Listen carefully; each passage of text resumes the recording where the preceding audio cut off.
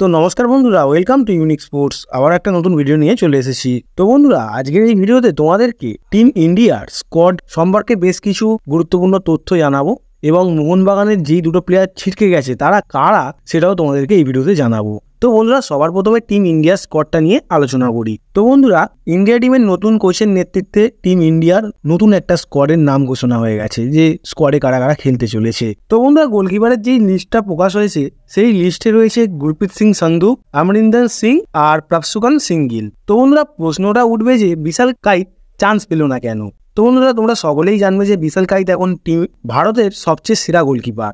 তার মূল কারণটা রয়েছে আইএসএল এর দুটো সিজনে তিনি পরপর গোল্ডেন গ্লাভও জয়ী হয়েছিলেন। তো বন্ধুরা, তিনি এতটা ভালো খেলার সত্ত্বেও ইগর স্টিমাকের নেতৃত্বে তিনি টিমে ছিলেন ঠিকই, বাট কোনো ম্যাচেই মাঠে নামেননি। আর বন্ধুরা, তিনি এখন স্কোয়াডেও নেই। তো বন্ধুরা, তার উপরে একটা অবিচার হচ্ছে, কারণ তার এখন এতটা দুর্দান্ত লেভেলের ফর্ম রয়েছে, টিম ইন্ডিয়াতে খেলালে তার অনেকটাই সুবিধা হতো, কারণ তিনি যা ফর্মে রয়েছেন। তো তার ফর্মটাও নষ্ট হচ্ছে আর টিম ইন্ডিয়ারও অনেকটা লস হচ্ছে। তো বন্ধুরা, টিম ইন্ডিয়াতে যেই সকল ডিফেন্ডাররা চান্স পেয়েছে তাদের নাম হলো নিখিল পূজারি, রাহুল বেকে, সানা সিং, রোশন সিং নাওরেম, আনোয়ার আলী, জয় গুপ্তা, আশিস রায়, সুভাশিস বোস এবং মেহতাব সিং।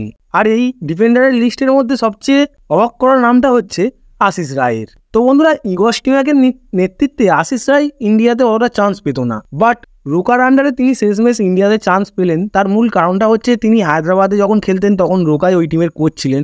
তো তিনি কেমন খেলেন না খেলেন রোকা মোটামুটি জানে, তার পোটেন্সিয়াল জানে, সেই জন্যই হয়তো টিম ইন্ডিয়াতে কোচ আসার পরে তাকে টিম ইন্ডিয়াতে নিয়ে এসেছে রোকা, যতদূর মনে হচ্ছে। তো বন্ধুরা, মিডফিল্ডারের লিস্টে রয়েছে সুরেশ সিং, জিকসান সিং, নন্দা কুমার, মহেশ সিং নাওরেম, ইয়াসির মোহাম্মদ, আপুইয়া, অনিরুদ্ধ থাপা, সাহাল আব্দুল সামাদ, ছাংতে এবং পুইতিয়া। তো বন্ধুরা, ইয়াসির আর পুইতিয়া তারা টিমে ফিরেছে, কিন্তু বন্ধুরা ব্রেন্ডন ফার্নান্ডেস, যাকে ভালো মিডফিল্ডার মানা হচ্ছে এখন, তিনি স্কোয়াডেই নেই। তো এটা একটা দুঃখের বিষয়, কারণ তার ভালো ফর্ম ছিল।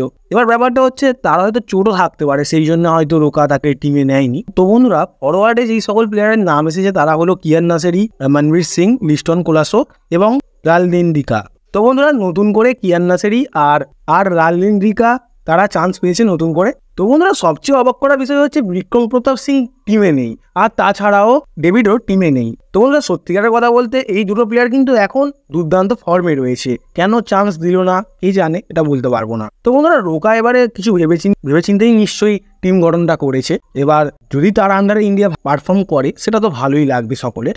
এবারে তোমাদের মোহনবাগানকে নিয়ে কিছু আপডেট দিই। তো বন্ধুরা, তোমরা নিশ্চয়ই অনেকেই জানবে যে মোহনবাগানের দুটো প্লেয়ার ছিটকে গেছে, অর্থাৎ পরবর্তী ম্যাচে তারা খেলতে পারবে না। সেই দুটো প্লেয়ার আর কেউ নয়, তোমাদেরকে আগেও বলেছিলাম। তার মধ্যে প্রথম প্লেয়ারটি হচ্ছে জেমি ম্যাকলারেন। তোমাদের আগেও বলেছিলাম যে তার ঘাড়ে চোট লাগার কারণে তিনি মুম্বাইতে চিকিৎসা করাতে গেছেন স্পেশালিস্টের কাছে। তো মোহনবাগান কোনো রিস্ক নিতে চাইছে না, কারণ সামনে অনেক বড় বড় ম্যাচ রয়েছে, এএফসি রয়েছে, আইএসএল রয়েছে। তো সেগুলোর আগে বেশি কিছু তাকে দিয়ে প্র্যাকটিস করাতে চাইছে না। মূল কথা হচ্ছে বড় বড় ম্যাচের জন্যই তাকে আনা, তো বড় ম্যাচেই তাকে নামাবে, সেই জন্য কোনো প্রবলেমে খেলতে চাইছে না মোহনবাগান ম্যানেজমেন্ট। আর দ্বিতীয় প্লেয়ারটি হলো আশিক কুরনিয়ান। তো বন্ধুরা, যা